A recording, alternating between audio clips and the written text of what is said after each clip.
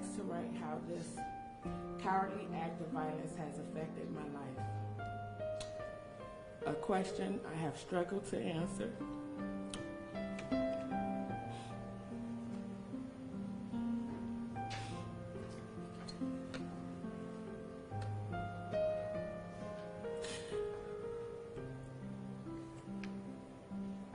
Because it makes it all too real.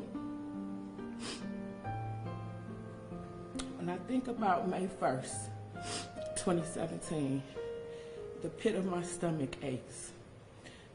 Imagine your best friend telling you her worries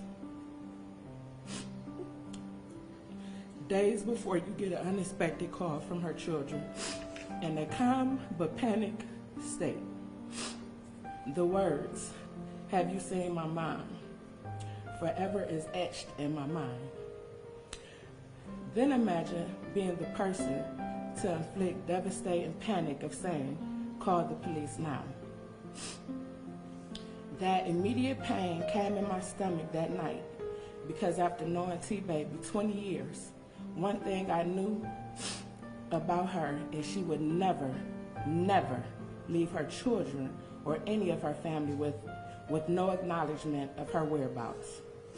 Lavora was one of the strongest women I know.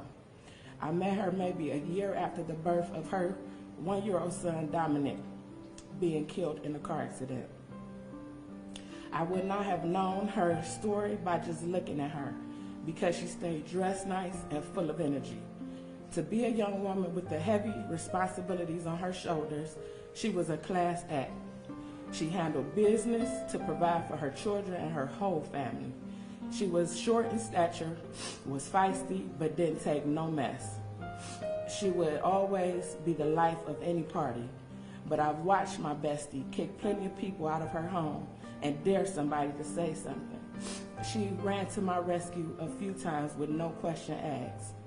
Tbaby was a great woman, mother, granddaughter, daughter, sister, aunt, niece, cousin, and friend.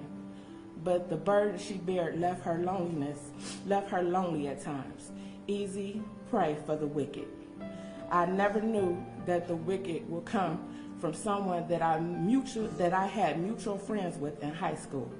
The wicked and cowardly that preyed through my social media almost 24 years later to resurface in my life and take someone so precious away from me. This murder he committed put fear, hurt, anxiety, PTSD, anger, heartache, and trust issues in my life. How could you know my best friend's troubled past, know the heartache she suffered through life, including the death of 2 of her children, and still take life from her? Your past was twisted and you came with nothing. And despite that, Tbaby tried to show you how to be a better man. But instead, you repaid her by watching breath helplessly leave her body with no remorse as a coward would. This day, you will be sentenced to confinement physically and mentally. You will remember May 1st vividly, just as it haunts our spirit.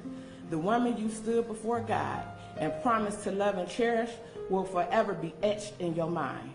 I will pray about forgiveness, but I hold promise in my heart that in the end, you will attend God's court. In conclusion,